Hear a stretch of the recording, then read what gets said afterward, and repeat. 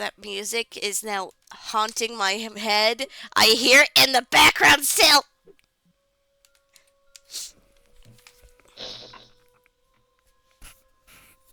It's a very cursed song.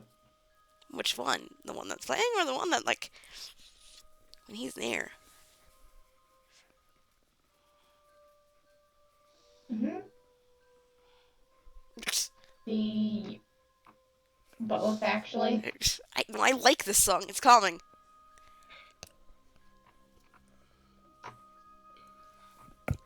If we could, we'd fall asleep to it, to be brutally honest.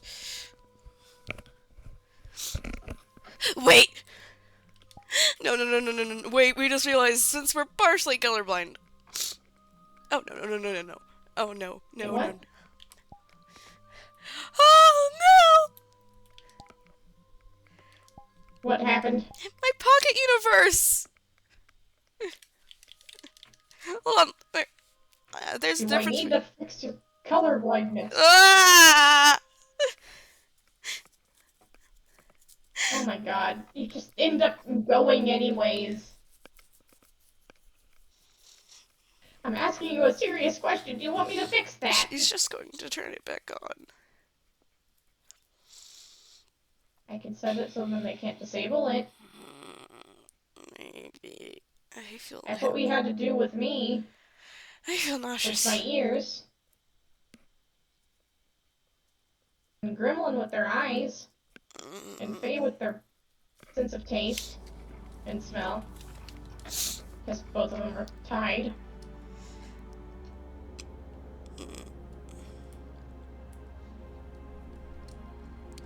Why is this the place that I had a first identity crisis anyways? Me. I'm gonna sit down. Oh. There's probably a good reason for that. I had my first identity crisis before I changed into a Razory.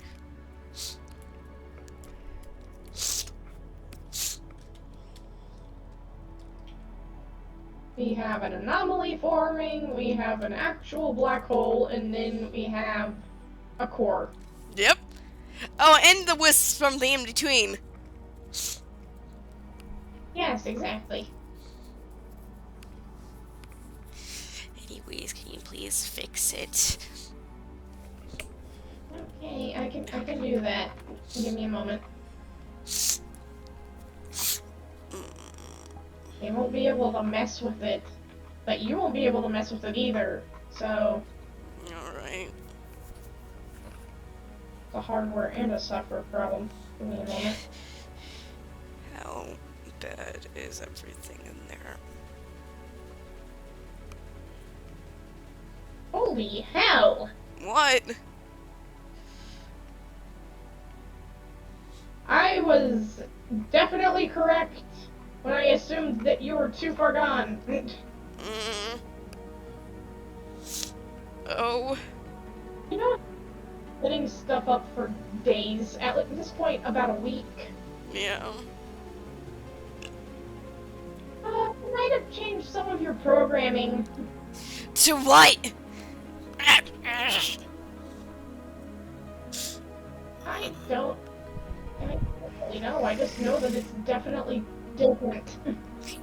Look. I'm not a programming whiz. It's Gremlin's forte. Yeah. I'm way better at the hardware than the software. Trust me.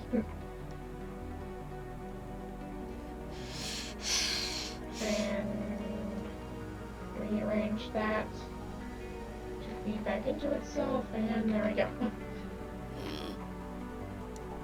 Oh god, everything's bright! Yeah!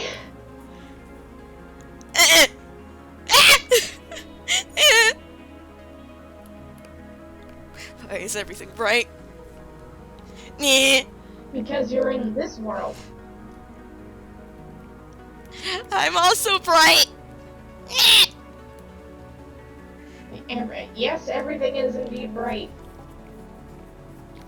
This is what happens when you've been in grayscale for too long.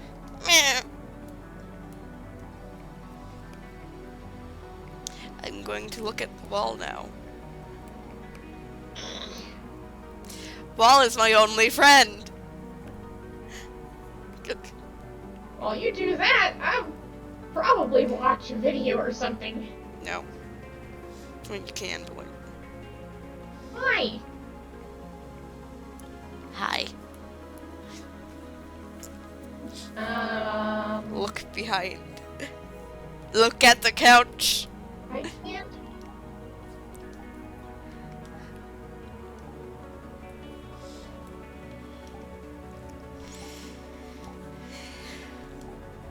The fear of transformation, huh? What? This is what I used to have.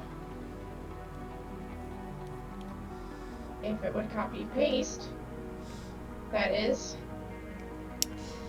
Alright. Ow! Buddy, look at me. What? Hi. You are in the couch. All I can see is the top of your rays. I know. Oh my god. Hey, buddy.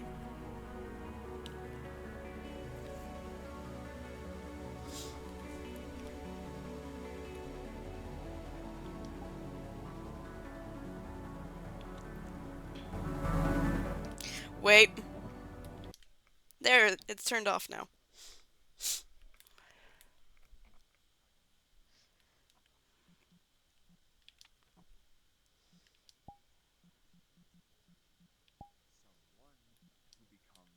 Forgot how quiet shit is. You can turn it up if you want. I did. No, I mean this. Yeah, I know. The unbeatable link between body and mind striking fear There. in the I world. did both. Even edge runners literally set in a download new skills to a slot in your neck still uses the loss of the body for the character's ultimate fall from grace. We are beings of mind, but forever linked to these shells which carry us. Well, this is a powerful aspect of so many stories. It's often capitalization on an already established arc, the exclamation point at the end of a powerful sentence. The thematic development ends, and we're left to watch in horror as the consequences of entire stories play out. Ow! One of the best moments in Oh despair god, it and feels like hopeful someone just song. punched me in my gut. But I Holy want to fuck. examine why it is this Oh, lovely. arc Ugh. that is information to make it so. If I the story where the transformation You know what? begins, You know what? not the end, I'm going to lay down. I'm going to lay down. maybe Oh. even a new mind within it, a new society around it, and how the minds Okay. of the transformation always seems to bring. Oh, we both feel that. Even she feels it more than I do. The monster loses At first, all. I turned to a few stories, but as the topic evolved, I saw that What? really there was one covering all that I wanted to say. It might not be what you expect from a channel full of Satoshi Kon and Oro Butcher coverage, but today we're looking at Ishida's Tokyo Ghoul, or more accurately, the anime adaptation of his Tokyo Ghoul. Now, say seasons all have massive flaws. In fact, that was one of my first videos, and you can even see the cracks forming in some of the final episodes of the first season when it starts to. But the original was one of the first anime I really gave a fair shake in terms of depth, and I think pacing, there's a lot that story. It follows Ken Kaneki, your I'm so tired. Cafes, And whether in that's pain. with his best friend's books. I- His friend is much more outgoing than I Ken, can though, as tell. one openly hits on someone he doesn't know his attention for some time. For Kaneki, it's Rise Kaneshiro, a girl with similar descriptors, and luckily for him, the same taste in books, since that's how eye contact turns into a date for him. Maybe it was unluckily. Well, their date seems to go fairly well, even with the long walk home full of deep talk, which seems romance plot. It suddenly takes a turn when Rise leans in, starts taking a breathy tone to admit that she's had her eye on him for some time too, and then takes a bite right out of Ken's shoulder. It turns out that she is a ghoul, creatures who look Yep, and that's how smell that one exactly like starts. humans, with a key difference: they can only derive nutrition from human flesh. Rize is actually quite a well-known one, the binge eater known for the chaos she causes, some of which she unleashes on Ken, almost killing him. But before the deed can be done, an accident kills her, medical help gets to Ken, and he's saved with the transplant of her organs. He wakes up and recovers quickly, despite his injuries, with only one weird side effect. He can't bring himself to eat anything, as everything he tries tastes downright awful. However, the doctor brushes this off, and a depressed Ken, refusing to see his friend, returns home to see Hide left a care package for him. He goes to lie down and do nothing, though, still missing all his classes, but in his depression background noise, he finds a shocking broadcast. Our food tastes disgusting to ghouls because their tongues work differently than ours do. Of course, he has the realization. He rushes to the kitchen to try and eat every single thing in that care package in the fridge, from sauces to milk, sodas, and burgers, and ends up throwing back up every single one, but rushing back to try even more nonetheless. He can't even bring himself to eat his favorite hamburger, a specific call out in Hide's note. The care can't mean anything to him here. This is where we begin to see something more interesting in this character. Of course, no one is going to want to get this information into their mind. Anyone would keep trying again and again, hoping they would find one shred of evidence against what they knew in the back there. But what's more captivating is the idea that a small scrap of one larger with so much behind it, maybe a mountain of desire, and we'll but we find a single Wait, bit hold up, of wait, one hold on, thing hold on. with endless hope. Was that? Shut What? it! Really? Was that your sneeze? Shut. Yes, It's a it was. extreme That decision high-pitched after every sneeze single was hers. Yes. You like it now. What? stabbing himself in the gut with a knife to see if Your his skin kitten resists sneezes. weapons like a ghoul's does. He keeps going back for more. They got your And I kitten think that sneezes. knife test I don't was have to the suffer most, that being shit opposed anymore. to a chaotic doubt, but would he actually take such a Yay! fatal swing if he wasn't sure deep down of what had happened to him? I don't He want. knows it, he's just not Really? accepting it. You stopped using So that voice after that- too. Shut it. Thoughts of killing and eating someone. Lovely. But he picks up on a sweet smell, one he even thinks of like his mother's cooking, and follows it to the old hunched over a corpse, desperately feasting.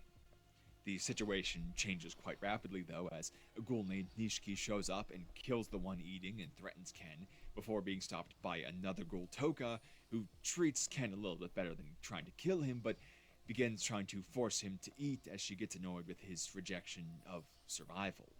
The whole time, Ken is back and forth between filling his hunger and refusing the flesh that he's handed without having to kill or harm anyone, even if someone else did.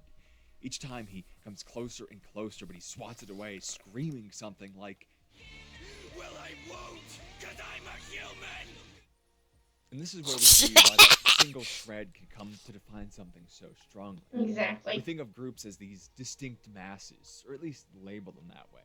You're short, average, or tall, despite height being a completely analog by the markers we decide. We count in increments with much more resolution than these three groups, and could go even deeper, but we only describe it in three terms. In America, for example, you're from the Northeast, the South, the Midwest, or the West. Despite those places bleeding into each other, descriptive terms anyway, or say you have family from both, or moving from one to the other, and so on. If you moved around, you know that you'll find elements that come all, but that gradient is lost in those strict distinctions. In this situation, there's either human or ghoul, I but feel there isn't nauseous a middle ground in now. anyone's mind. A ghoul is defined by a lack of humanity. Someone who kills and eats like that has all of theirs revoked in a simple social calculation, no matter if they were human just yesterday and still have all the same traits or not. This is why Ken and we so often in our situations cling to these single elements of proof for something that we are or aren't. The decision of our inclusion is made on the basis of these simplified terms. As such, even if someone has ghoul-like traits, like their nearly impervious skin or the Kagane, a weapon-like organ they can produce when needed to fight, are they actually a ghoul if they don't take the usual action associated with one, eating a person? This is trying to flip that simplicity on its head, not to show that one is something, but that one isn't something, by holding as every other trait of them but never does this. Is he a ghoul? We can find this sentiment in his own yells when he says, Part of me wants to shove it in my mouth, but as if I do, I won't be a human. showing that he as being considered a ghoul and not a human, since there is no in-between option. It's an attempt to not meet the criteria. It does make sense in a way. I'm always talking about labels as quite nefarious, even if they are necessary social tools at their base. But when we start to look at labels derived from actions, there's at least a logic to why we do this. We can't look inside someone's head, or most times even inside their body. There's no way to understand what someone else is thinking, sometimes even if we directly ask them to express it, because, well, there's just too much abstract space and Hi. thoughts and differences. Minds. Are you about to pass physicality out? don't have as No. we can see what It's 12 someone o'clock does for you. quite certainly, even if I we would don't not be know surprised. We are full of Let's say energy. I take this over my Oh my shoulder. god. You can guess why I did it. You What? probably say because I wrote it in the script, but can you say for certain that this section wasn't ad-libbed, or that I'm not trying to leave a mark What? on a piece of paper back there for some reason? However, I don't you can know. say with 100% certainty that I did in fact take a pencil and throw it over my shoulder. So we tend to define identities with actions rather than thoughts or feelings because of their ease of observation. But we can say this with observation. Put simply, for like they belong in that group. If you hadn't heard me speak or seen my face and I walked around the corner, you'd confidently say, well, here comes a man. Here comes a woman, despite the same exact person being there both times. The judgment precedes the knowledge. Since actions are a part of this broader group of observation, what Ken is doing is trying to control what he can about his label. He can't help that he looks like a ghoul now with his one eye, or that to other ghouls he smells like one too. But he can't avoid ever performing that defining action of feasting on flesh, pulling that definition back a bit. He looks like one, he smells like one, but does he act like one? Since you can't take your thoughts and feelings and place them in someone else's mind, and you similarly can't control what those things of their own say about you, what you're left with is observation, and most prominently, actions. This is the basis of Ken's rejection of becoming a ghoul, and why he can continue to deny so vehemently despite all the evidence to the contrary. If judgment can be made without real knowledge, then maybe that little bit he can show would mean the world. But we have to also consider, why is this a change that he would deny to begin with? Obviously, if you told me that to survive, I wouldn't want to do it either. That's an immense part of why Ken is resisting as hard as this, obviously. However, it isn't the only thing he expresses fear about, and so I think it's worth looking at some of the other issues he raises as well. Still in his screaming match with, or rather at, Toka, we have him saying this. I can't be a ghoul, not if this is what it's like! I've never even heard of flies, so how am I supposed to fight? What's interesting about this to me is not specifically about having to eat a human, but having to go about surviving in a new way, about having new responsibilities required for your life. After all, he was in a comfortable groove with life. He has the books he's always had, the cafes he reads them in, the classes he goes to and probably does well in, and so on. He doesn't ever speak to Rize until she basically does it for him, because he has no reason to act or change. He is perfectly comfortable as he is. This is the natural progression from our ruts until they get too deep to see. We climb out and we do it all over again. The human being is insanely capable of normalizing. Think about how stressful a new job is, and then 6 months later, how you can do parts of it without even thinking, or you might even be training others who came after you. You were once terrified of messing up everything, hardly ever even possible to mess them up to begin with. We might not like everything we have, but we can sure as hell get comfortable with it. Then suddenly you end up right back at the new job phase when the What? change occurs. It's not just that Hurts too much. you don't even know what it is that you have to do. They Ken has seriously no making idea it what hurt. being a ghoul entails because it's always been defined by just eating people. You've never I seen their don't daily know life or anymore if they go to because school she or anything seems else in more other pain than I eating. do. Is that all it is? This is the deep end. Everything She's he knows comes to an end right confusing. here, correct? The unawareness and uncertainty is killer, and this fuels his rejection. It because might have it's not started just with them not wanting to be causing cool, pain, but I think it's not ending with you them cannot causing pain. live because you are a That makes ghoul. any sense? It's like he dies when he accepts this change We're not because, thinking as far as he's logically right concerned, now. everything he Please knew about life explain. comes I to can an end. tell. It's not just his habits generally, but important ones that sustained him. Here, He always had his father's old books to comfort him once his I parents can't passed really explain away. this either. I am not in my right state of Do mind. ghouls like books? Do they read? They're supposed to be bloodthirsty monsters, especially if his run-in with Rize and Nishiki have taught him anything.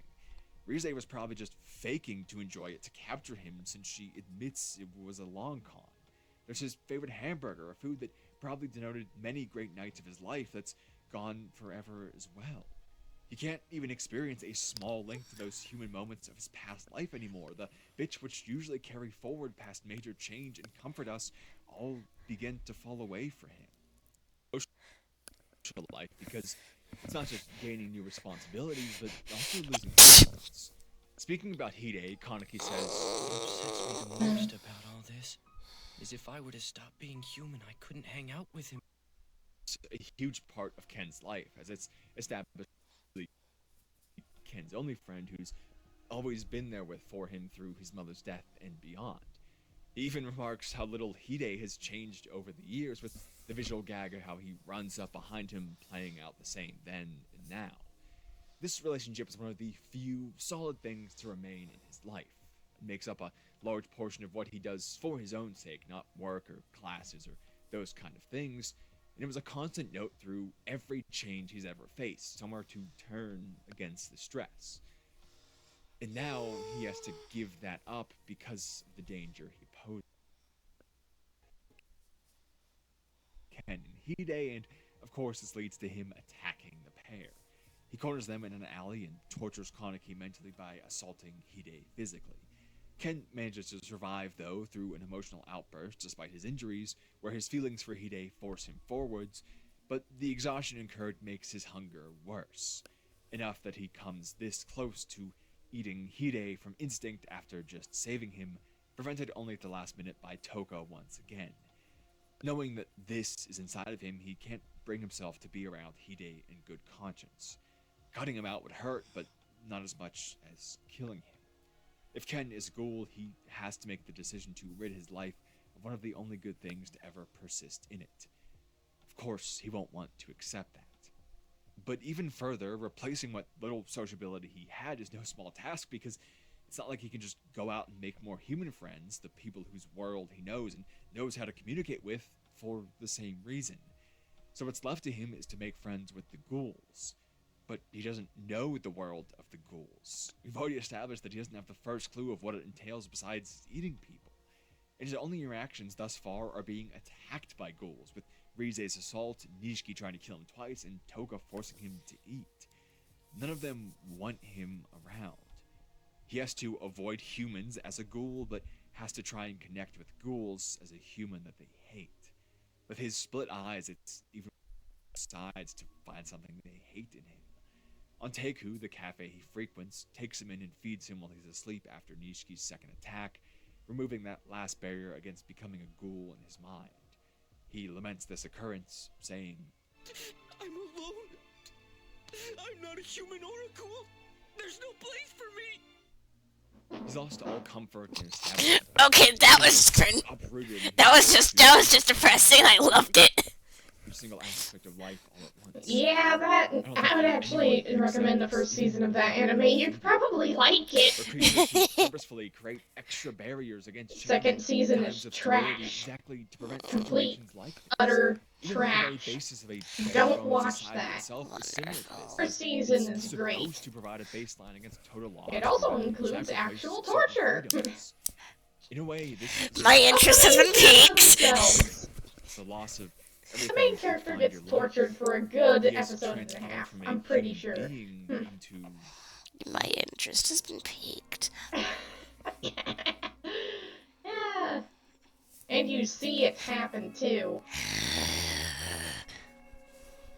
It's not like they do what it if we off said this was screen. all in many They ways an make overreaction? as much Or even visual more, that representation his of it rejection as they his new life possibly is actually could. what caused it to feel like the end of life itself. After all, if you lose one but are presented with another, it's the refusal of the new one which leaves you And without. then it makes them go To be batshit clear, crazy, Ken and then is they a start liability killing after everyone. his transformation. In the first episode, he stands among a crowd of people as his thoughts turn from Yeah! people to seeing them as food. Failure with Hide in the second episode, a stunning scene where Rize overtakes his mind from the inside, the instinct of a chaotic binge eater trying to enter the world once more. But this is also without the full context, because this isn't what hunger is for a ghoul, this is what starvation is for a ghoul. As Toka says, Starvation is utter. hunger is hell for ghouls. Further, we know from background dialogue that feeding on one person is supposed to last ghouls for some 2 months, meaning that this level of not eating for very long stretches of time. We see this as almost no other ghoul in the season exhibits this behavior when he can't get food because Ken left him almost dead and too weak to do so. Days around people, whether it's serving them in a cafe or learning alongside of them, no one is the wiser. They can be around people naturally with almost no risk when we look at a wider situation.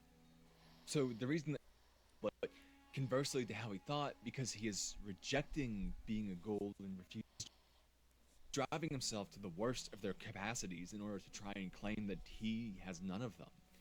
Like many topics we cover, it's a mindset that provides temporary relief in exchange for a much larger cost in the long term. Again, I'm not saying that making the shift. I'm sorry.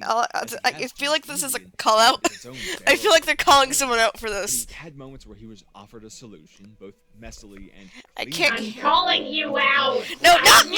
This would talk about this. Not Yeah, I am! You have started the binge eat, my friend! A transformation like this is awful. It's full of uncertainty and loss and pain and suffering. But And then rejecting someone it else will is only being ever called out worsen and those called out as things well. over time. Oh, We all oh, know who is Blood it? Moon and Crimson. acceptance is Oh, the that- first step. Oh, Blood Moon. There's an Blood interesting Moon reason eats why food. his condition reaching the extreme Yeah, isn't Crimson. to go off to this though. Oh no, I was calling out someone else. The only way it is. If Crimson ghouls all refuses suffered this about kind Blood of Moon being story, around. then there I would be know. no peace in the world How at all, long so haven't it this been? couldn't be what The- 3 weeks! but he's never going 4 to think that weeks. way because all he knows It's of been a ghouls month. is God. tragedy. So all he Jeez. thinks is purposeful of being a ghoul is similarly tragedy. All the news reports about ghouls are the And they're awful still cases, growing. stories of destruction and death. I won't say they're sensationalized Which is because weird, it is a because they've true been starving horrible themselves thing that happening. entire time. But what I will say, the information presented, permeating into the public through this kind of background detail that we get in our own world with the news and current events, creates this kind of idea in Ken's mind from a lack of detail. We see that he doesn't even know, or at least doesn't remember, how ghouls' taste works. It's one of the most basic things about them, literally tied to the thing everyone knows, that they eat people. It's part of why they have to do that to begin with. But no one knows, or at least doesn't care to know that. The information is so limited that all they represent to people is tragedy. And so, as a ghoul, Ken must either cause tragedy or bear tragedy. He either has to consume his friends or cut them out. He either has to kill other humans or die to prevent it. Since he believes that something horrible must happen, he's not going to struggle against these things happening to him, since it's a protective translation. If it must occur, the best he can do is make it occur to him instead. The thing is, it doesn't have to occur. Or at least for what we'll explain now, it doesn't have to occur from them, but we'll see later that it doesn't have to at all. Because there are solutions out there for ghouls to live without having to take food from those who kill others, or without anyone in that chain of events having. Anteku provides a unique solution. On the surface, it has its issues, but again, we'll address that more later. For now, we're just showing that there are options. Bodies of individuals who commit a certain self-act that YouTube won't allow you to say, no matter the context or level of respect, and use that to sustain those who either can't or refuse to hunt. Now, they do still manage the territory of their ward for hunt, but we can at least see that as a best effort to reduce damages dealt by those who wouldn't listen to their authority no matter what. Now, overall, it's still not the most savory practice. It's not all-encompassing either. However, it is done with as much respect as possible while still ceding to the necessary secrecy, with even the stone-emotioned Yomo offering prayer before they go through with anything. This solution still requires that someone dies. However, it does not require perpetuate death. After all, Ken is able to live never taking a bite of someone himself. And we'll explore later how its cost could be lessened even more. What matters is that we can see that there were other ways. There was nothing which actually stated that Ken had to do harm to survive. From the very first moments, this was clear. At the very least, he could have lessened the danger he posed, where if he did have to kill, it could have at least been less visceral and personal than killing his best friend.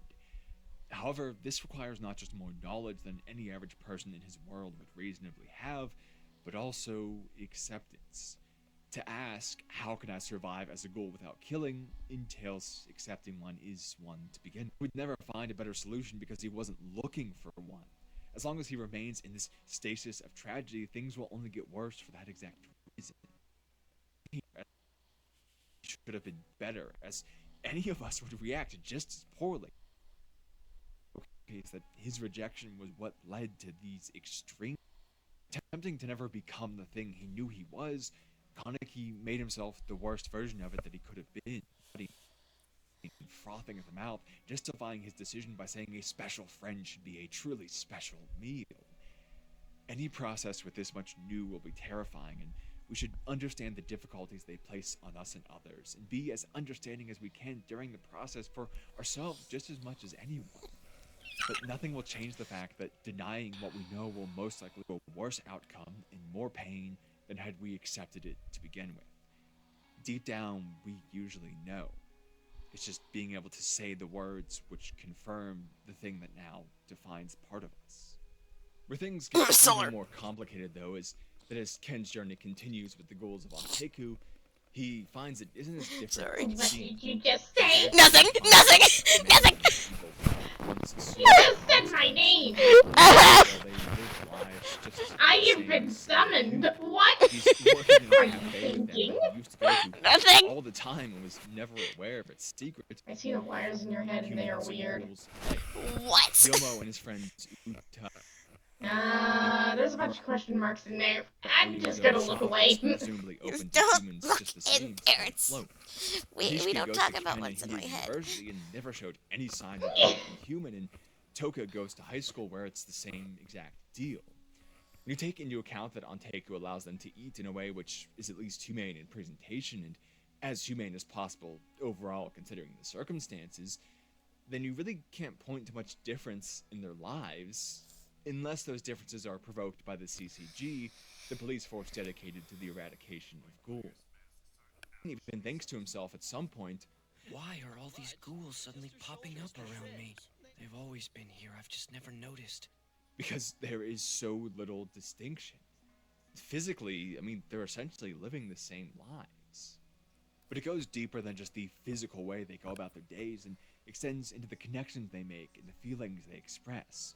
Toka will force herself to friend. Nishiki is willing to fight and die for a human he loves, who's even aware that he's a ghoul and let her eat from him to save him when he was too weak to hunt. And there's most prominently Hidemi and her mother Ryoko. They're a peaceful family cared for by Anteku who are launched into tragedy when the father, a ghoul doctor, is hunted down and killed, leading the CCG to see the dwellings of an entire family and keep searching to kill the rest. We're talking about stuffed animals that a child would have, drawings of a happy family in crayon, clothes all about in the chaos of family life with a young child packed into this small space. Hinami and Kaneki connect over literature as he geeks out about her reading his favorite author, and he begins to teach her the words she's unfamiliar with in the books to such a genuine excitement. And that's especially of note because this is the same kind of thing he enjoyed as a human, enjoyed even in the same exact way as it was beforehand. One of those rocks he was afraid of losing is exactly as it was. But things don't stay very peaceful as he has to hold Hinami back when her own mother is killed in front of her and later even used as a weapon against her. The tools the CCG use, their quinquets, are made from the ghoul's cognates. Despairing at the loss of her Very father and mother in twisted. such a short time, she can only say things like, Ghouls in the world don't mix. We can't live like this. I just want to go wherever Mama went. it's undeniably human in every single way, from how the connections are made and felt to the emotions expressed when they're lost. In all these people he sees love and hate, trust and suspicion, gain and loss alike, the same you'd see with any human life. Both on the outside and inside, ghouls are much more human than Ken ever expected. He didn't have to give up anywhere near as much of his humanity to live in their world. He can even keep being friends with Hide. This means that both platforms for his rejection, and both criteria for judgment, those physical aspects others use to label, and the emotional ones we use on ourselves, fail to really distinguish these worlds. What Ken was rejecting only had to be food, not at all the disaster it seemed, and nowhere near the chaos it caused him internally by rejecting it. The only real difference then is how they're seen. Is that really what causes all this pain? What causes two worlds to begin with? Just simple mentality.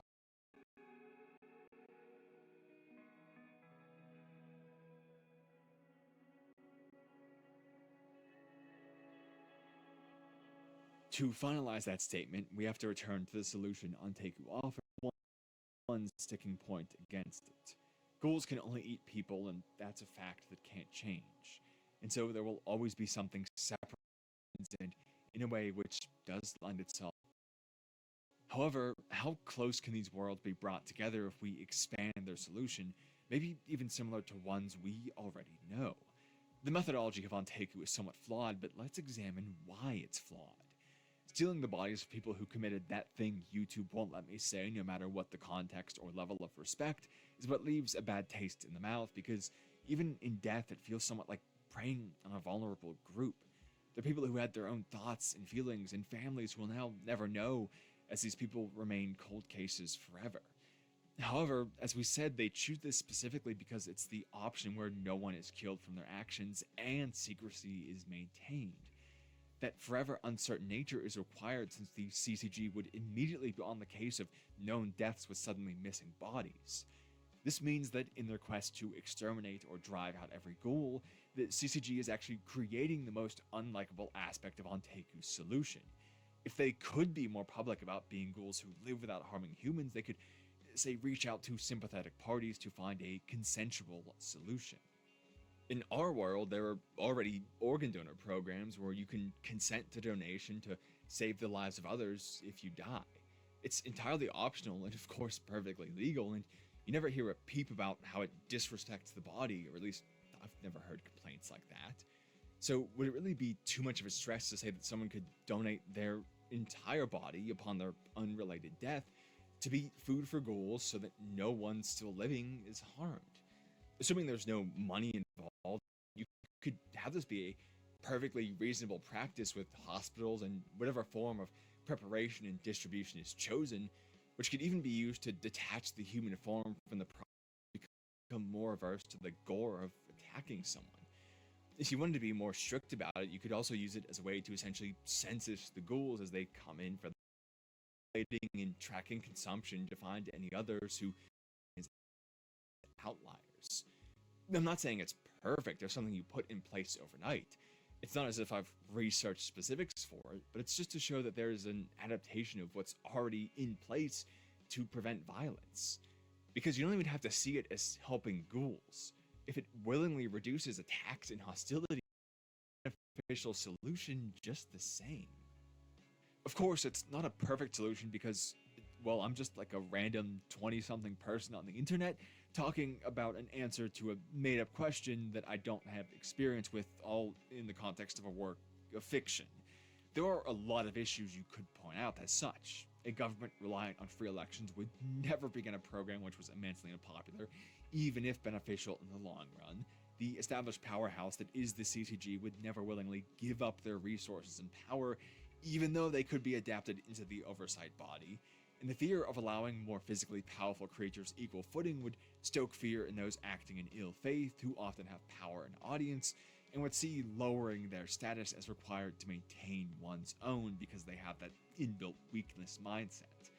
But most glaringly, who would willingly opt into this program even if it passed all these other hurdles? We just took all this time to show that mindset is the only real issue here, so why propose a solution which requires changing minds? And this is really what the core of it all is, and the actual act of shifting what normal is believed to be is required to begin, but only occurs from having already begun. One way to think about this is with one of the concerns people may have about such a solution. As a species, we often like to have the remains of the dead in order for the living to grieve, or at least many cultures do. It's assumed, or even required essentially, that when someone dies, the remaining loved ones will organize and pay for a funeral. I say required because you always have to pay for something to happen with the body. I can remember complaints from my parents about how expensive it was to receive my grandfather's body, even before any other funeral costs. It's such a normalized practice that, like food or shelter, it's a cost that we are prepared for and are guaranteed to face in life. But unlike those things, it's not actually required to survive. We could just as easily have been a species of creature which only buried their dead for sanitary reasons and with no ceremony to it. Person probably couldn't really tell you the origins of, yet we all do it anyway. The only way an action is normalized is if it's believed to be so. Even if there's legal or strict social enforcement, those themselves are based on the idea of normal, and so they simply put a form to it. This then goes unquestioned because why doubt something that's so usual it's assumed? And then the mindset perpetuates the mindset. So this with so many things. Funerals, 9-to-5 work hours, monogamous relationships, salad being served before a real meal, the side of the road your country chose to drive on. One sees, one copies, and one accepts. It's a never-ending cycle of simplicity. And so this is where we come to the real tragedy of it all. There's a prevailing mindset of ghouls or monsters, which we saw so heavily in Kaneki that he believed would bring about the end of every human in his life. But as the story progresses, he sees even more human aspect in the ghouls again and again, eventually reaching the point where he can say, I'm more ghoul than human these days, without hesitation, due to everything we covered about how similar they are, both in observation and in abstraction. It's only from living a life he never knew and never wanted to know that he's able to see this truth. From understanding these people, their motivations and their lives, he can come to see someone who attacked him on nothing but power fantasy as even a worthy friend. By digging into their individual stories, from Nishiki and Kimi's relationship, where a ghoul who trusted no one survived from the trust of a human, to Toka eating Yuriko's food, where someone will literally make herself sick to respect a friend's effort, to Hinami and the loss of her family, which serves as a universal tragedy anyone can understand, he's able to accept, well, life. These are situations independent of their binary label of ghoul or human. They are simply a part of living. The only way to know it is to feel it, to have some basis in one's mind where they can understand what's going through the mind of another. For example, to know loss so one can comfort loss. It comes back to the inability to understand those abstract elements. We can't know until we know. This is something expressed in Ken's first meeting with Toka as a ghoul, where he rages about having to live the only kind of life she's ever known. In a calm moment, though, she says, I've always wondered why humans love cake. Seem to enjoy eating it. It tastes so disgusting to me that it makes me want to puke. Despite being a somewhat silly line, its simplicity expresses this important concept through something we all know: taste. One of the true differences between humans and ghouls is taste buds, and it's also a difference between us humans. Some of us love chocolate. It's the same thing physically to all of us, but experientially, it's entirely different. Wow. So when we say some love it and some hate it, well, this is all we can say. We can apply labels to it like sweet or bitter, but those labels are themselves only what we've learned to call a certain sensation. You were given candy and told it was sweet, so you associated sweet with that flavor. But this is the same subjective process for everyone, so there is no definition for the experience of sweetness. Could you actually climb into someone's head and taste their version of sweet to know that it's the same as yours? I could say, I love chocolate, and you say, me too, and we'd both leave thinking that the other loves the taste we know, but in reality they could be entirely separate sensations. But we never know and we never question because to us it is simply the process of experiencing it objectively. When Toko wonders why humans like cake, it's not knowing what cake tastes like to us and thinking that it's stupid, it's knowing what it tastes like to her and wondering how it could be different for anyone else. How is there anything good to be found in something so rancid to her? The same principle applies to the lives they have to live. A human can't understand what a ghoul experiences when they're starving. We can only think of what we know as hunger and assume it's the same. When you watched the show and saw a hungry Kaneki, you probably assumed stomach pains and maybe something like a headache, or at least for me, that's what it would be. But for him, it's likely that and then some. With how his head is overtaken by Rize, it's mentally distressing to say the least, so much so he can't consider anything else. When his mouth starts to froth, is that also causing a pain in his mouth or his throat? Does his entire body start to ache? Is it pulling energy from fat or from something else leading to an entirely unknown sensation to us? And it's not even just this, but the emotions which go into having to kill something that looks just like you, sounds just like you, and feels just like you, and then to eat it. We think of how awful it is for humans, and it is, but we see that ghouls struggle with it as well. A young Nishiki, a ghoul from birth, even says to his older sister when they find a body, trying not to kill anyone, It's just that I don't want to eat people anymore, sis. even to him, it was a harmful thing. He was eating these things that were just like him. There's an emotional aspect which is incomprehensible to a human living a modern life. We're meant to be social, cohabitable creatures. We come together to find food, not to kill each other for it. But what if that wasn't an option because we were the food? Every single meal would be torture. Every friend could easily become a foe. And even then, that's just imagination. We can't know because we don't.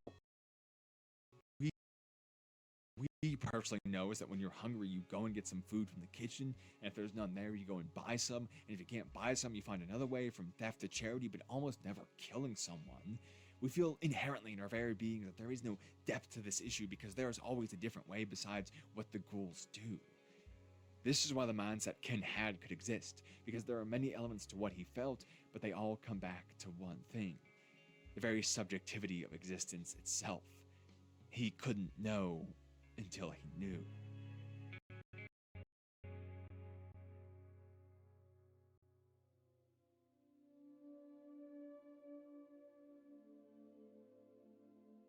So we reach that question at the heart of Kaneki's initial rejection again. Hello, hello, hello, hello, hello, Such hello. a large divide that he could believe his entire you humanity awake? was lost from this change. Or are you not? Is there one single trait which, if lost or gained, changes whether someone is or isn't human?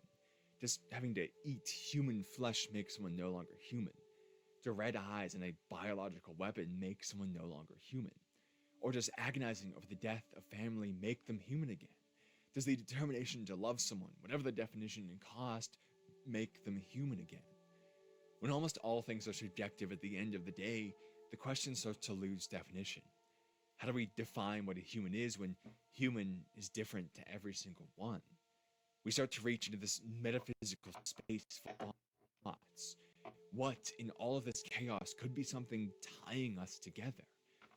Well, what about the very desire to be human to begin with? The ghouls in the series go to extreme lengths to present themselves as human beings, both for their safety and more. Every single one of them learns how to swallow food so disgusting the taste alone can make them vomit whole, pretend to chew and swallow it in a natural way, and then purposefully vomit it all back out before it begins to poison them from the inside. Some even go further than this to not just blend in, but to truly be in. We've referenced how Toka forces herself to eat a friend's meal before, but haven't gotten in depth about it. It starts small when her friend Yoriko notices that all she ever eats is sugary packaged baked goods. It's, of course, because she's not actually eating it, and so both she wouldn't know how to cook and would also only be wasting her time and effort to make something so pointless to her. It means a lot to humans, but as we saw, Toka literally can't understand how. Finding it as meaningful as humans do, though, Yuriko won't let her go without trying a piece of her home-cooked meal for once, which, of course, Toka says is delicious. Because of this, she's later in the bathroom trying not to throw up, forcing herself to digest something which is harmful to her body. Chugging water and pounding on her stomach, she finishes with an almost happily but exhausted statement. I ate it, Yoriko. My compliments to the chef. This is one of those moments that takes what could have easily been a forgettable, edgy story and makes it something special because of how well it captures this important idea. Humans have ideas of how to express care, from words to gifts to food, but at the end of the day, it's always about the thought, the effort of providing something at someone's own cost, which is counted at care. For someone who likes to cook, as Yoriko seems to, this is her way of expressing care, which is humans, but it's harmful to ghouls. So not just to fit in, but to feel like she's worthy of that human effort, Toka forces herself to actually consume it anyway because a human would never let something like that go to waste. Because a human would love eating it. When her friend notices that she hardly eats like a real person, it's invalidating in a way that no one would ever think about unless they were a ghoul. It's like the beginning of saying, well, are you even human? But having no idea that care which is being expressed is harmful because that person can't present their real identity to you. The best of efforts become the worst of pains from the inherent lack of understanding, and choking that meal down is expressing much more than just some sort of drama. It is someone desperately saying, I want to be human just as much as you. We see this more when she, Kaneki, and Nishiki go to save Kimi from the gourmet, Tsukiyama. He kidnaps her to try and fulfill his sick plans for consuming Ken and that from happening. However, Kimi is aware of the going-ons around her, having heard all of their names and voices, and as such, she now knows not just that Nishiki is a ghoul, but also that Toka and Ken are, which threatens not just them, but all of Onteku, and then the balance of the 20th Ward that they maintain because of that. This one human knowing and getting that information out could destroy everything. The CCG would trace them right back to their cafe and eradicate them all. She knows that the safest thing to do is to kill her, and she tries to. But she finds herself unable when Kimi's blindfold comes off, and her first reaction to Toka in complete ghoul form is to say simply, How pretty. She runs away shocked, wondering how that applies to her, a literal monster. What's important isn't that she was called pretty, we see that all the time with people like Hide. What matters is that as a ghoul, Kagane and eyes and all, and with a completely natural reaction, she was still called pretty. Because pretty is a thing humans are, not ghouls. That's why her whole life has been trying to become a human. Where she's been having to accept a care which hurts her all this time. Now someone is seeing the truth of her and accepts it without a second thought, or even more, praises it. Ken was sure of his humanity because he once was human. But Toka, always a ghoul, wasn't in any way. She was always hiding, always hunted, always worried about what the next day would bring. She never had that kind of comfortable life, and her harshness comes from this fact. To her, a dream, not something to be lost. And here, for a moment, for once, without any pain, she's to see that it's possible, if someone has the right mindset about her, for ghouls to be humans exactly as they are, not whenever they're hurting themselves to look the part. Saves Kimi's life.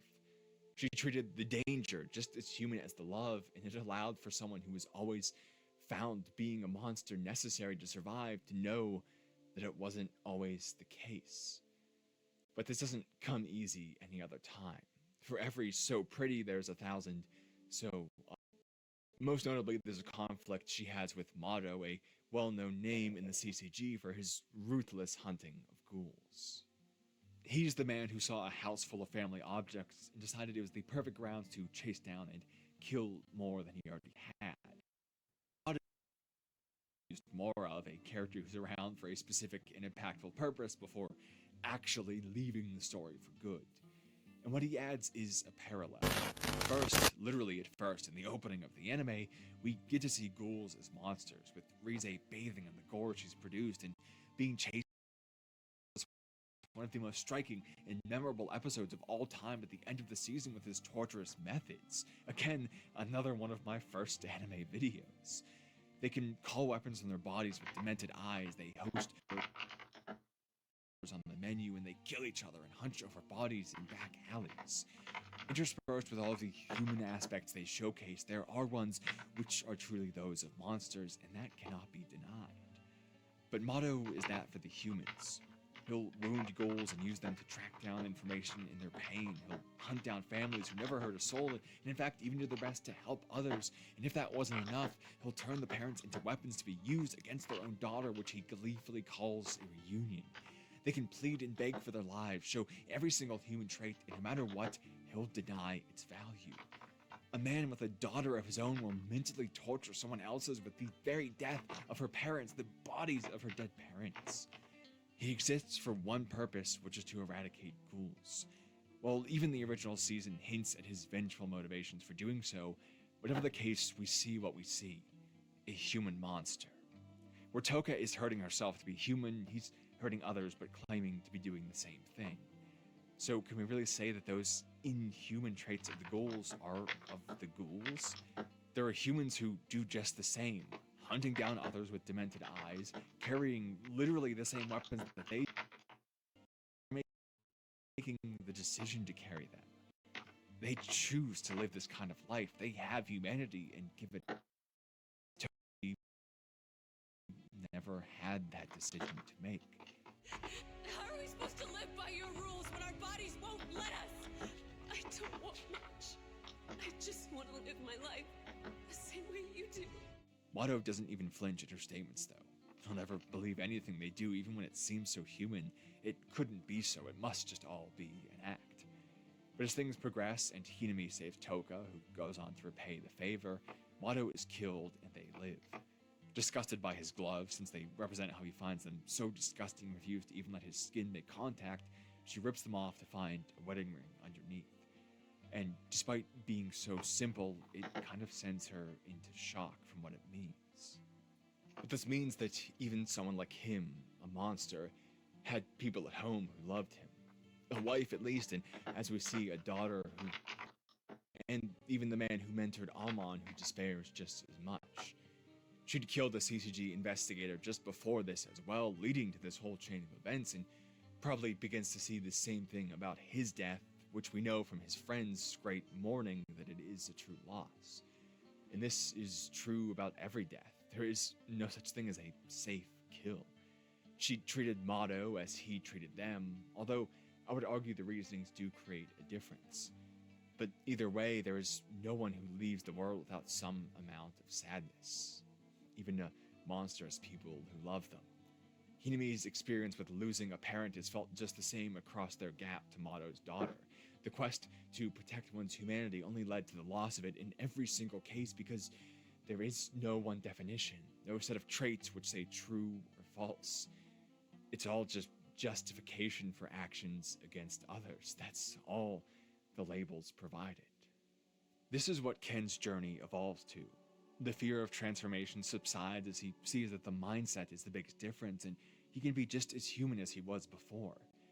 But it begins when he sees just how little this will make him be seen as human.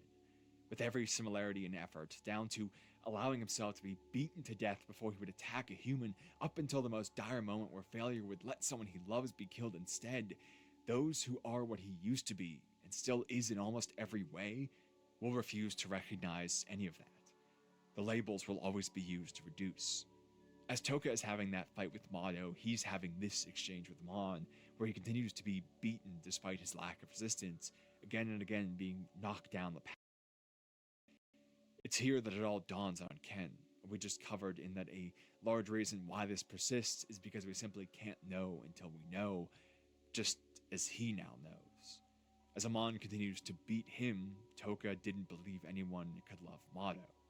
There are simply differences that will never be But Kaneki, as someone born as one but becoming the other, is few and far between in sharing his perspective and knowing firsthand that there need be no distinction. The fear of transformation is great within oneself, but we can overcome ourselves. We can live what we once didn't know. The hardest part is convincing the world to do the same right after we've witnessed firsthand the only solution and how much difficulty it's fraught with. We have to begin a change which requires itself to start. And this is why the series goes on for so long and into such unconvincing directions, with one of the few positive notes being that it doesn't make Ken's journey to unite both sides easy. His own mentality shifts, even within the first season, as he goes from thinking, It's not the world that's messed up.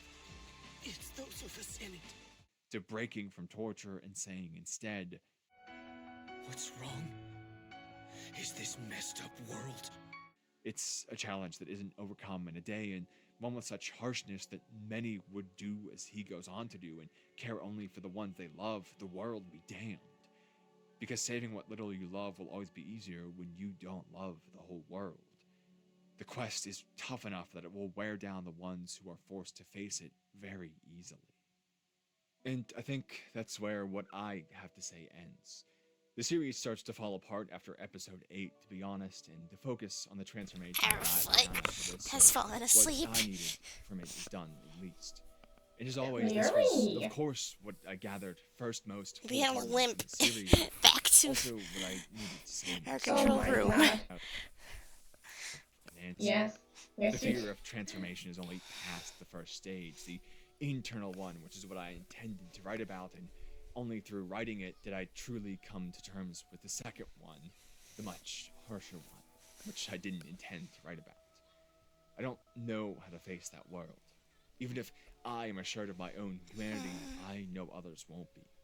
To say I have an answer to that would be childish, and I know one mind can't stand up to the world of minds, whether that's to change it or simply to survive it. The most I can do is speak about it and try to break the pattern that we can't know until we know.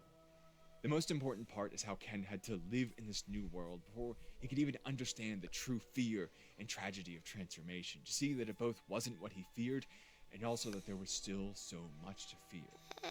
We can't all do that. We can't all change into something else just to know. But we can try some of it. We can talk to those who have and listen to their stories and accept their words. We can wonder what makes someone human so that we're sure we don't lose those important things. Our horizons to see that such a thing is most often simply the desire to be so, and that if someone is willing to accept the inherent pain of humanity, to take even more of it on to be themselves, how could they not deserve what little benefit humanity provides in return?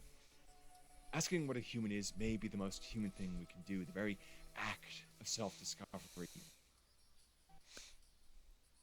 Simply to live in the pain that awareness brings.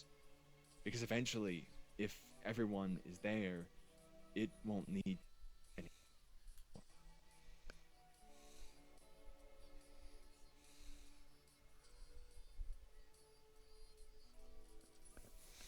Our insides still don't like us, but it's a lot better. clearly.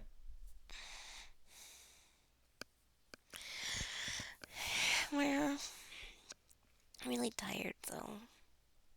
Even she is. I've never seen her tired actually.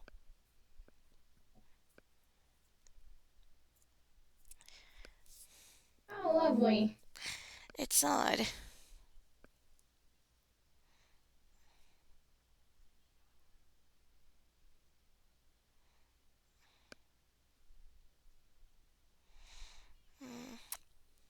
Hmm.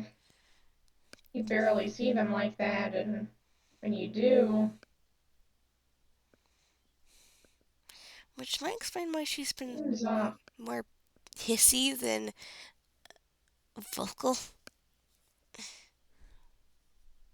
yeah. I think I we was about to say. both wore her out. Look, like she wore herself out and like I wore her out. Like and Yes. and and vice Doesn't help that versa. I kept kind of yelling at them. What? Every single time they came out, I might have been yelling at them. Oh, yeah. Okay. Half of the insane asylum I have no memory of.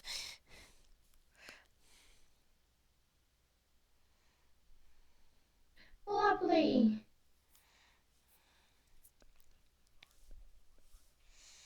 But I don't really care anymore. I'm just laying down.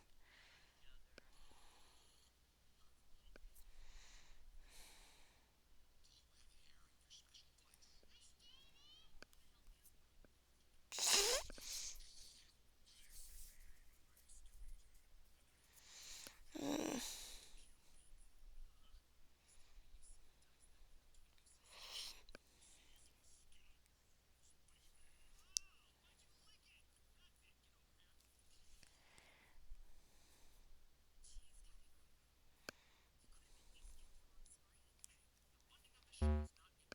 Damn it! What did she do? What do you mean? Look at, look at, look at the couch. Where I was. What the hell? Yep. This point, I Where want are to. you? Exactly. At this point, if this keeps never mind. Oh no, it's gonna keep happening until they get what they want. Yeah. I know that much. That's how Oatman was like. Still is.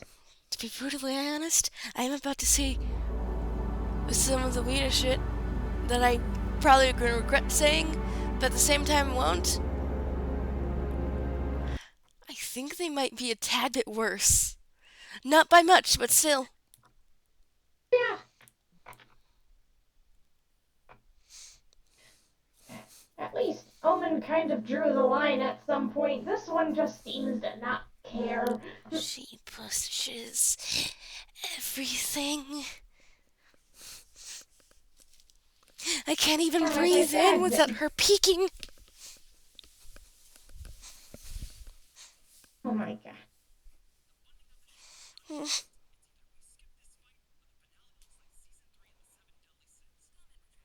Is it really making you freak out that much? What? Her? Or Most things, actually. I've noticed that lately. How do I explain this? I claimed that I had a counterpart. They never really existed. They did, but they never really were a mental construct as we were technically together. Yes. But because I think she took that side of me, Now it's kind of becoming reality. I'm acting more like you, to be brutally honest. Oh. But more aggressive. Oh.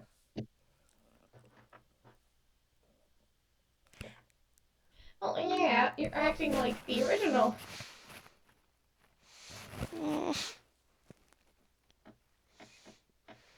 That's literally me, but more aggressive and... Although, unfortunately, you don't have the... Or fortunately, actually, you don't have the unapathetic part. I mean, with certain Which things, might I piss don't me off. care. I at least just No, have I mean total. Yeah, I mean that's why I said total. I at least have emotions. That's why, like, I was Because so, like, women willing on their to give you own, back your they don't... emotions compared to what I normally mess with you when I take shit. Yeah. Feeling that level of apathy would mess anyone up if you feel it for long enough. Yeah, and since I've had most of my I still have most of my memories of the original. From the original. No. So,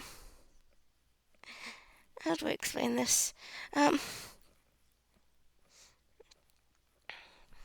I remember everything before I separated myself.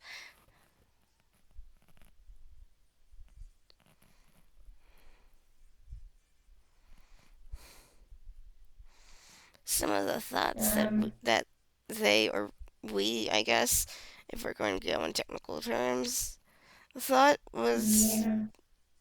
that I can't access those thoughts from the past, but I can look back on the moments and be like, huh, I'm still fucked up.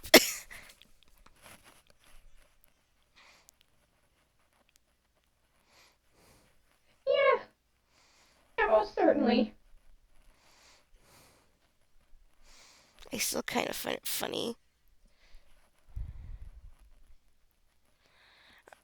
I still find it kind of funny how Sanet was still originally called Flare for a bit, and Blood Moon and Nocturus got so fucking pissed off that they kept saying Solar and Flare right next to each other that we had to change their name. Oh my god. No, no, we were planning on changing it to something else anyways, because it was just a placeholder at that point. Yeah.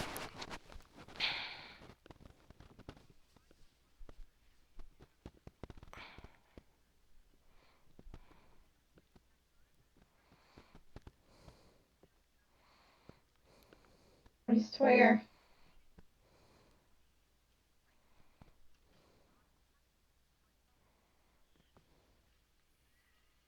Mm.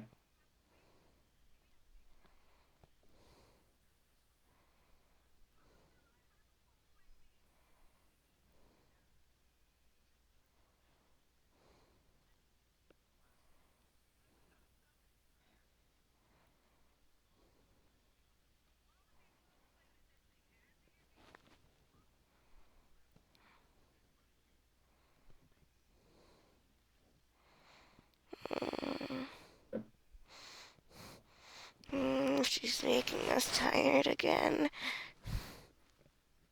Well, clearly. You want to go to bed? No.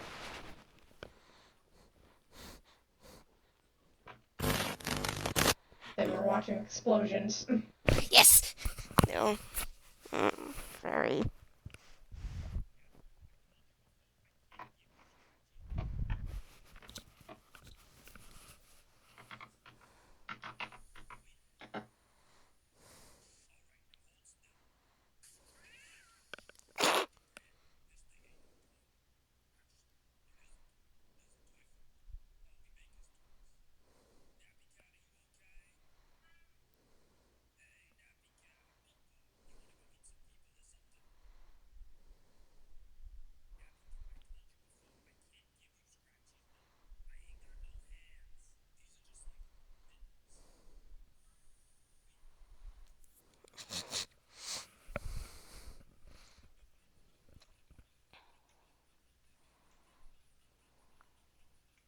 Hmm.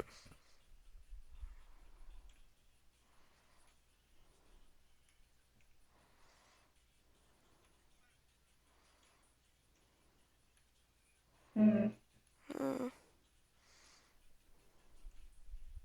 You know what? Watching dam failures is also quite nice.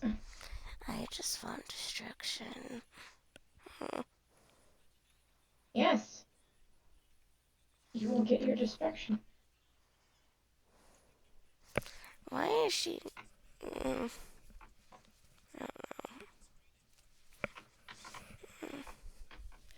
I don't understand her. This is what happens when you let me look crap up in YouTube. I don't get her.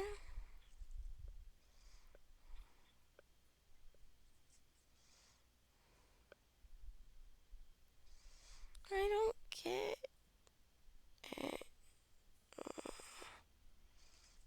Water is just as destructive as fire, if not Indeed. worse. To think I don't that, get why people like water.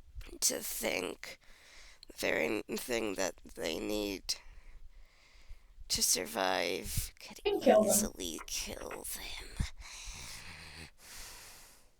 Yep. Also, air kills humans slowly and other creatures slowly by them just breathing it. Yes.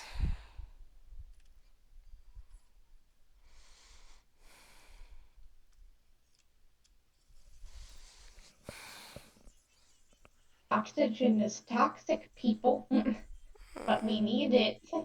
Which is strange, but okay then. Well, that's gonna wipe out the whole town. Destruction.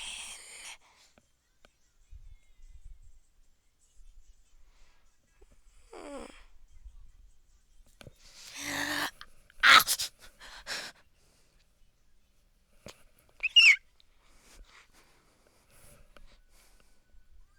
Oh my.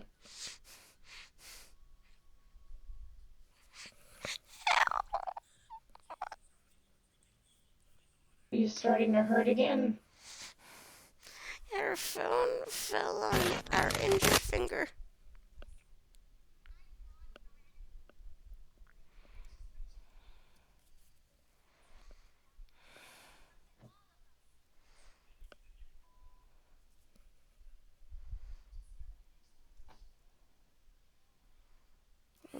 It's not bloody. Never mind. Yeah, no. It got It's hit, not. but it's not bloody. Mm-mm.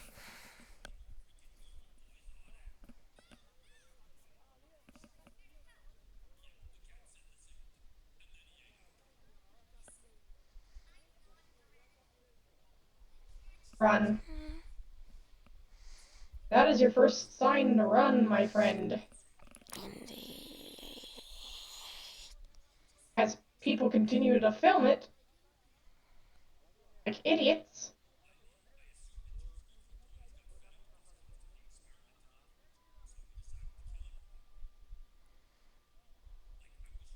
And there it goes.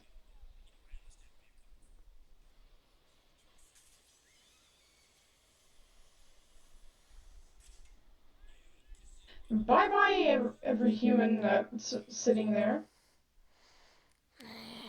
You are all now dead.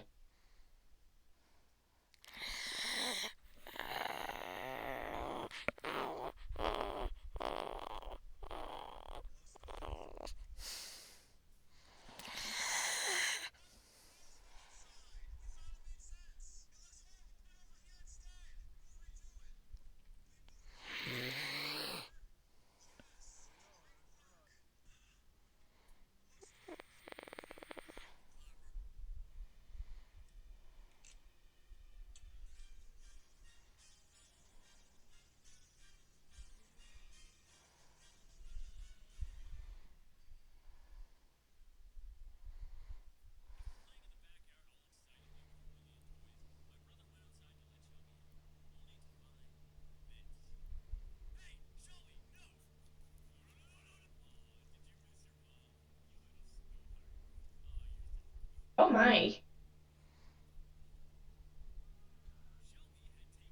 That entire piece of the dam just kind of crumbled.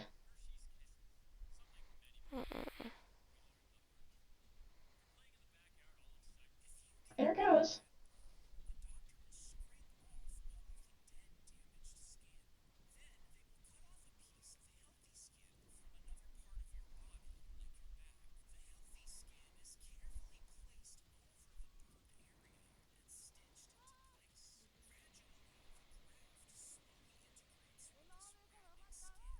I can hear it.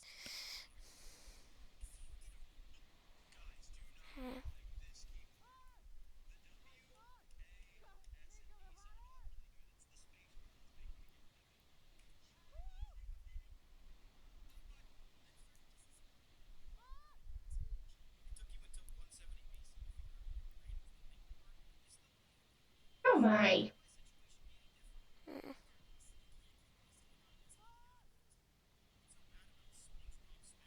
Someone's even driving backwards because they didn't have enough time to go forwards. Indeed, didn't have enough time to turn around. Yep, and they're gonna get swept away anyways.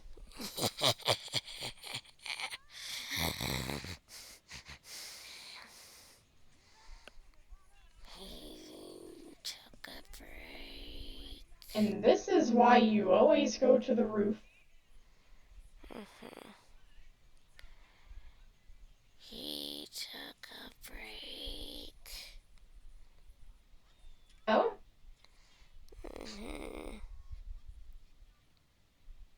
I can tell.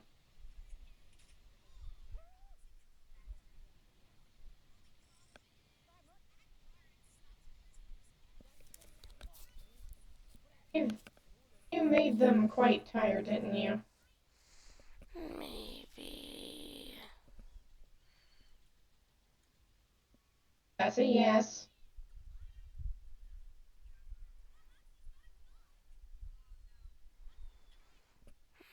Oh boy, Uh, this is going to be a catastrophic failure, isn't it?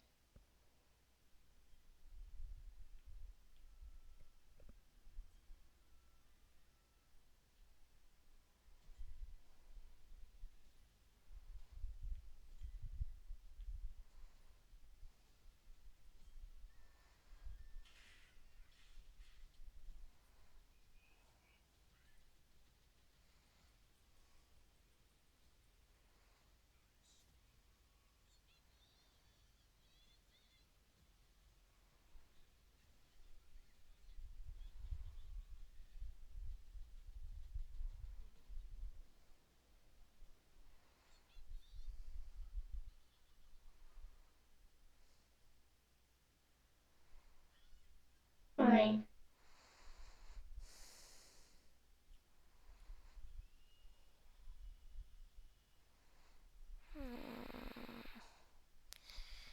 I think he's Yep, getting if that's his. not a catastrophic... That's definitely a catastrophic failure. It literally cracked in half. I think he tried to make us sleepy. Now we're just cold.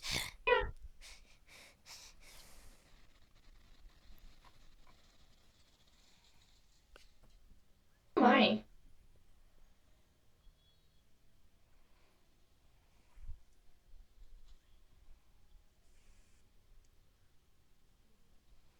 Don't tell me it's about to explode. Right.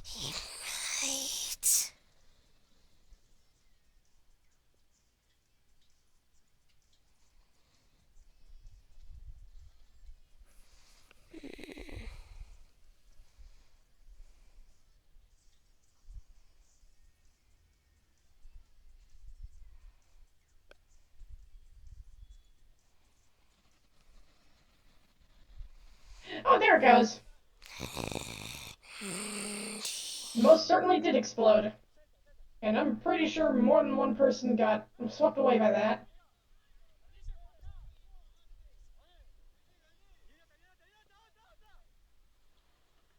As I said.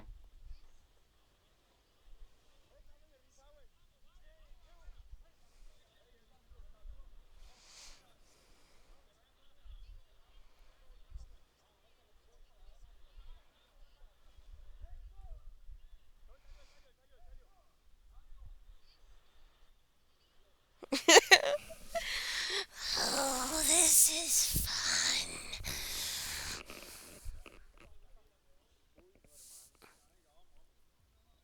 Nice. Watching. Hmm. By the way, the windy. Odd. Can't say it properly.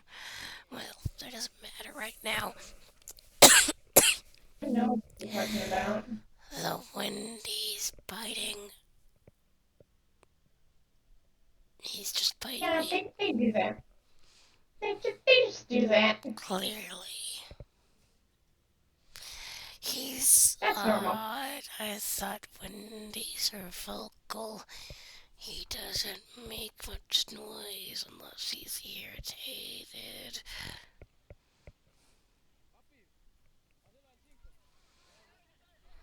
Mm,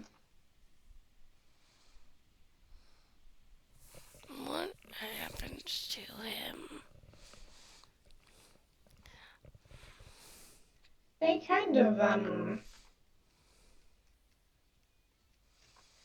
oh, how do I put this? You know how me and Omen merge and make this? Yes, very aware. Basically, take that, but without actually having both of us present. You just take the mind, not the form, so to speak. That's basically what happened to that one. They got the short end of the stick. And now they're just a bundle of instinct.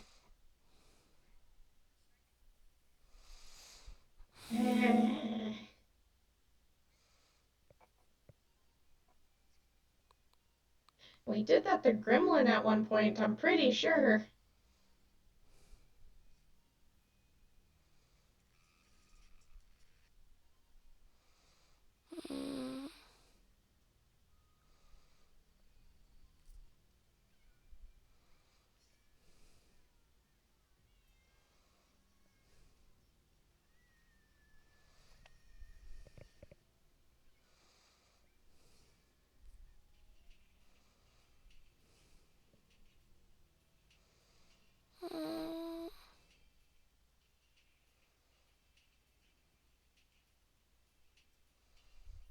Destruction. His hunger is getting to us. The never ending hunger. He He eats. never really had a problem. He. I'm so confused why he's like this, though. They're probably refusing to eat energy like we kind of need to. What do you. What?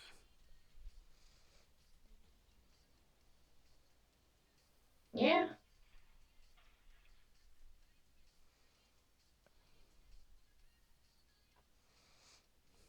Um.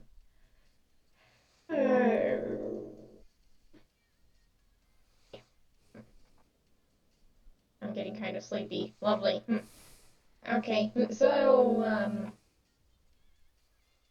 in order for my body to function, we basically siphon all the energy that's just ambient and in the air, and it just happens to end up in our body. And then Sanit powers us, and they need to eat energy. So it kind of goes full circle, I guess. For anyone that's attached to us, it's very similar, but instead of Sanit, they have a just individual core that makes them them, which can be any object, like let's say, like how Knif's is their knife.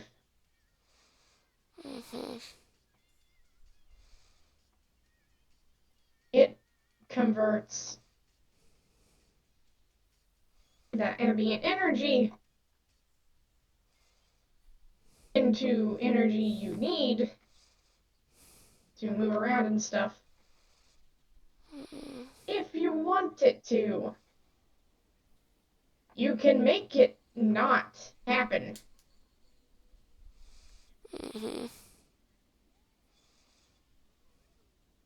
Which is probably what they did. Why would they do that if it causes such negative side effects?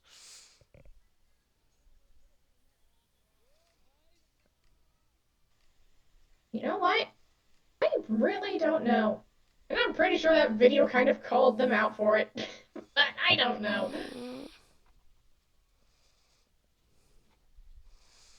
They vanished for first most of it actually. Yeah.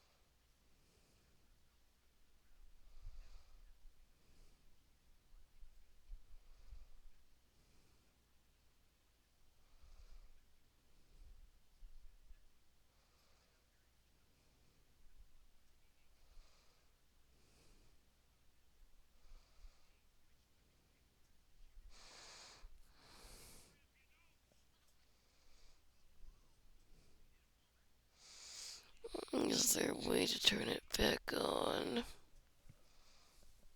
What? The video? No. Or what? The energy thing. Yes, there is.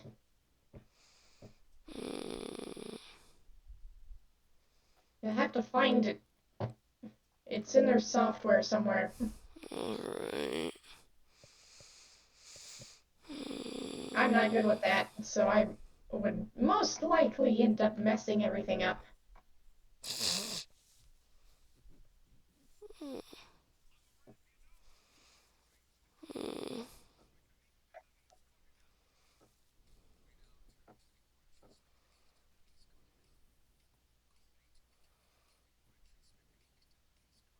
While we're doing that, survival myths. Yay!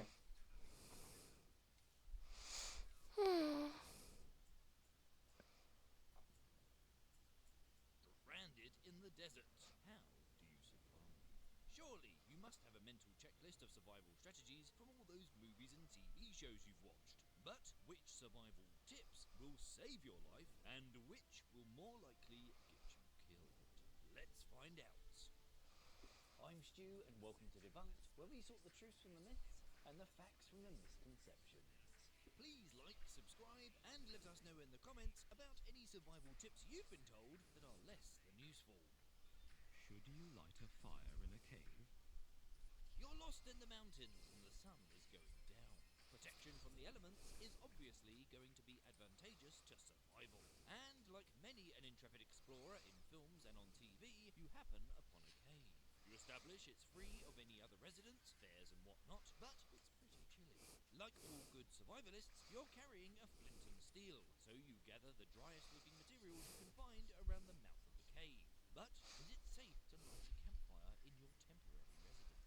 Smoke inhalation can be deadly, so the last thing you want in the confines of your cavern is a dangerous buildup. It might feel like the mouth of the cave would be the best place to light your fire, so the smoke can escape through the entrance. But according to an article published in the scientific journal Nature, which used modelling and real-life experiments to investigate Neanderthal cave fires, this may actually be the worst position in terms of smoke dispersal. The study found that a large amount of smoke ended up back in the cave, building up to unsafe levels. They also found that when the fire was placed at the back of the cave, the pattern of airflow meant that smoke actually dispersed more favourably, rising up the back wall and via the ceiling, leaving through the mouth of the cave.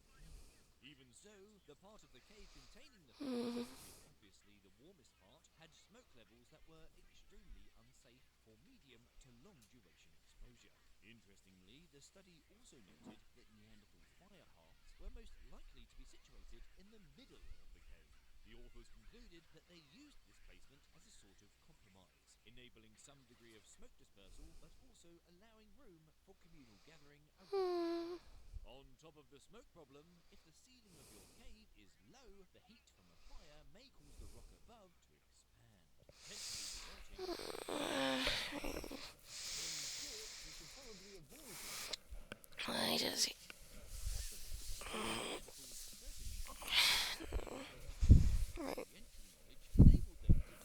so cold? Why is it cold? I don't know.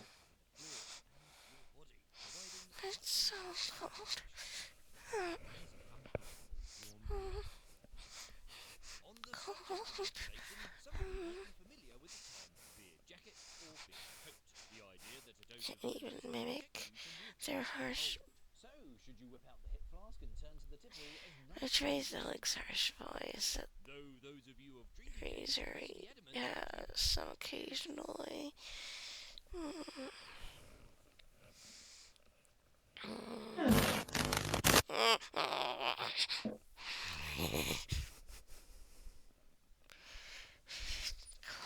Okay.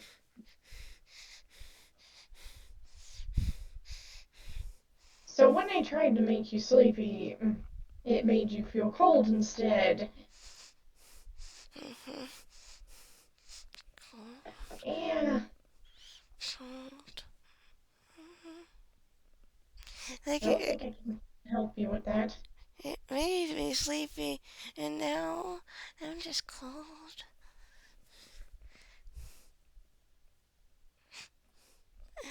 And I've already suffered a lot today. In our opinion.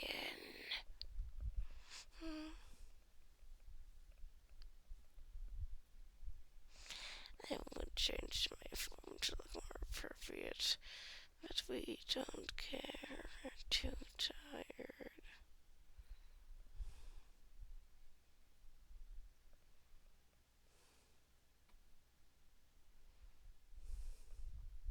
Oh boy. What? Why was I glued at the wheel? You know I'm the worst one when it comes to this crap. They unglued you from the wheel. I know. But now that I'm too involved, I can't really leave. I mean, you could. You have to fill someone else in, though. You think Let me get this straight. You think I'm good at explaining things to people? Better than Razory. Oh my god. What? I am not explaining this to Nightmare or Dream at all. If I let them out earlier, I wouldn't have had to explain it and they would have gotten the context clues. But now I would have to explain every single bit of it, and it's been 5 hours of context.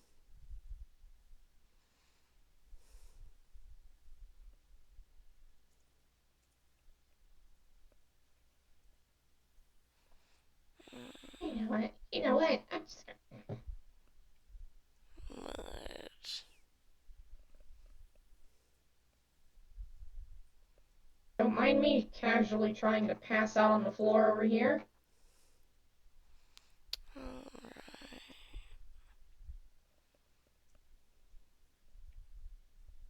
Casually sinks into floor further.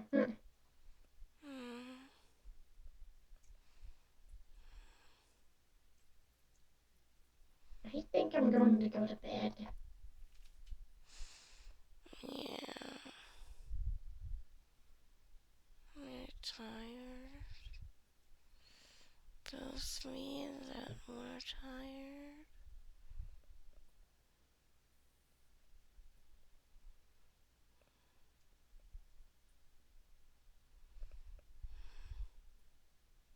Are you able to move at all? I don't know. Why do you ask?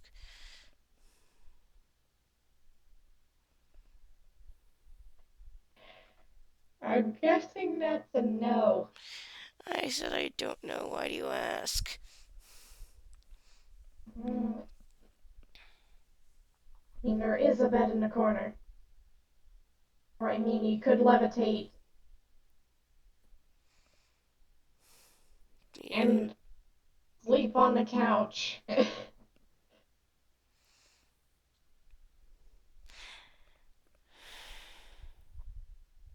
mean, do I fit on this cushion? That is my one and only question.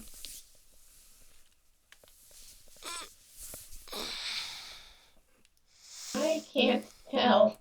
Can you what?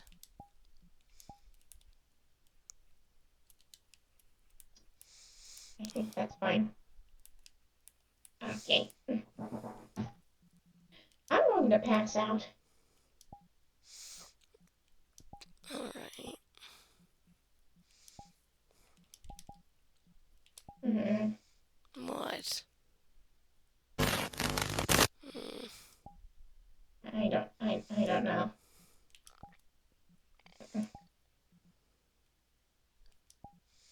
I'm going to stop recording. Go to bed. yeah, I'm probably gonna do the same once I get the ability to get up. Yeah. I'll keep my thing on, my voice thing on, so you'll hear me if I do anything weird. But otherwise, you're not gonna hear crap. Yeah.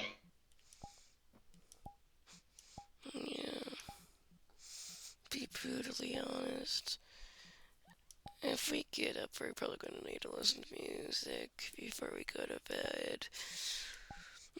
Yeah. Oh well.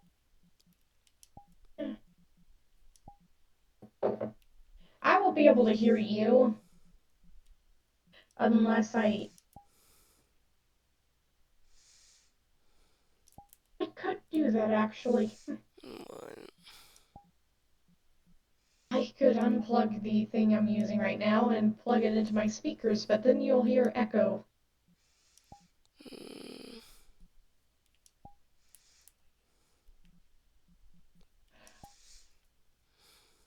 am I going to be weird and be sitting up while I sleep? Yes. Do I care? No. You know what? That's perfectly fine. This is oddly normal. Yeah, I'm gonna stop recording now. I have officially